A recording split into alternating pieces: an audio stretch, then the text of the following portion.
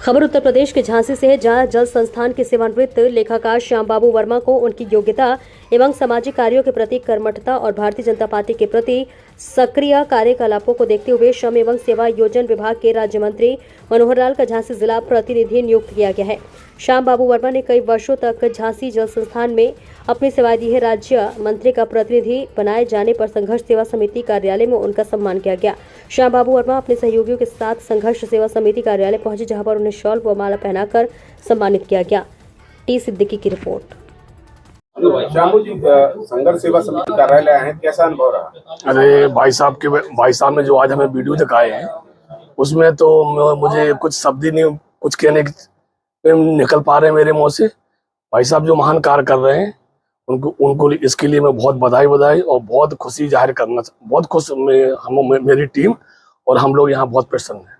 संदीप जी के अभी तक आपने कार्य सुने हैं, देखे भी हैं, क्या कहना चाहेंगे संदीप? और इसके लिए तो मैं आपसे कह रहा हूँ कि मैं उनके कार्यों को तो मैं वीडियो भी सुन रहा हूँ और जो माताएं बहनें कह रही हैं, मेरे पास तो उनके लिए शब्द ही नहीं बन पा रहे ना कि क्या बोलूँ। उनके लोग ईश्वर के बाद उनका माता पिता बोल रहे हैं, भाई बहन बोल रहे हैं, भाई बोल रहे हैं। इससे अच्छे और क्या संबंध हो सकते हैं? और इससे अच्छे कार्य कौन करेगा भाई? आपको मंत्री द्वारा किस पद पर पहुंचाया गया है और किस कार्य के लिए नियुक्त किया गया? माननीय राज्य मंत्री श्री मनोहर लाल पंत द्वारा मुझे झांसी जनपद का प्रतिनिधि नियुक्त किया गया है। मैं पूर्व से ही समाज के कार्यों में मैं कार्य करता रहा हूँ। सेवा काल में भी मैंने कार्य किए और उसी को देखते हुए उन्होंने हमें जनपद झांसी का सौंपा है कि आप समाज के और अपने जनमानस में जो भी परेशानियां हो उनको लेके मैं अपने मंत्री जी के द्वारा, जनप्रतिनिधियों के द्वारा इसको शासन तक पहुंचाऊं और उनका न्याय करा।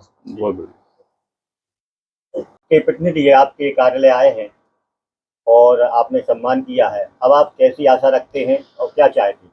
भाई साहब, सत्यता ये है कि बुंदेलखंड के अंदर कोई भी आदमी जो अच्छा नेता जनता का करेगा, जो अच्छी सोच के संग में अपना जीवन जीना चाहता है, जो भी आदमी सामने वाले के आंसू पहुंचना चाहता है, वो आदमी संघर्ष सेवा समिति की देरी पे जरूर आता है। भाई साहब के अंदर यह गुण आज से नहीं, शुरू से ही हम लोगों ने से होश संभाला। तब से देख रहे हैं आप चौकी सर्विस पे थे कि जनता की सेवा का दायित्व कैसे निर्वाह करना है, इस बात को भाई साहब से अच्छी तरह कोई नहीं जानता। और जिस तरह से आम जनमानस ये चाहते हैं कि इस तरह के लोग हम प्रतिनिधित्व करें, इसके लिए भाई साहब को आज प्रतिनिधि के रूप में झांसी में पहुंचाया गया है।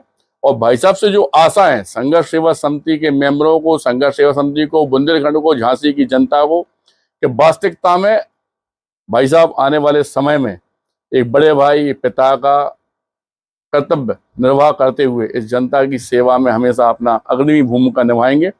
इसी आशा के साथ आज हम लोग भाई साहब का यहाँ स्वागत कर रहे हैं संघर्ष सेवा समिति में। और भाई साहब से चाहते भी हैं कि भाई साहब इस बात का वचन दें कि जब तक भाई साहब हैं इस पृथ्वी पे, जो आशाएं हम लोगों की प्यार मोहब्बत आपसे है, जनता का है, इस तरह से ही आप नेतृत्व करते रहेंगे। यही आशा हम लोगों को आपसे है। मैं पूर्ण विश्वास दिलाता हूँ सब लोगों के बीच में कि जो भाई साहब ने सोचा है और कहा है, पूरी खरा उस पर उतरने की कोशिश करें। बहुत बढ़िया, धन्यवाद।